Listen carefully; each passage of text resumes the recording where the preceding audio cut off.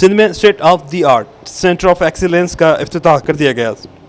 تقریب سے مقررین کا خطاب کرتے ہوئے کہنا تھا کہ سندھ میں نوجوانوں کی قابلیت میں اضافے، فنی اور پیشہ ورانہ تربیت کو بہتر بنانے کی غرض سے یورپی یونین، جرمنی اور ناروے کی جانب سے جدید ترین سینٹر آف ایکسیلنس COE برائے technical and vocational education and training حکومت سندھ کے حوالے کیا گیا ہے۔ مرکز میں صوبے کے نوجوانوں اور تدریسی عمل کے لیے جدید ترین ٹیکنالوجیز اور تربیت کے مواقع فراہم کیے گئے ہیں۔ آنے والے سالوں میں اس سہولت سے تربیتی ماحول کا ایک رجحان پیدا ہوگا۔ یہ مرکز نہ صرف استادہ کی تربیت بلکہ نوجوانوں کو ہنر کی تربیت فراہم کرنے کے لیے بھی خطے میں اہم کردار ادا کرے گا۔ نئی سہولت ایک موجودہ TVET سینٹرز کی اپ گریڈیشن کا نتیجہ ہے، جسے TVET سیکٹر سپورٹ پروگرام اور یورپی یونین، جرمن وفاق کی وزارت برائے اقتصادی تعاون اور ترقی BMZ اور ناروے کی حکومت کی طرف سے مالی معاونت فراہم کی گئی ہے۔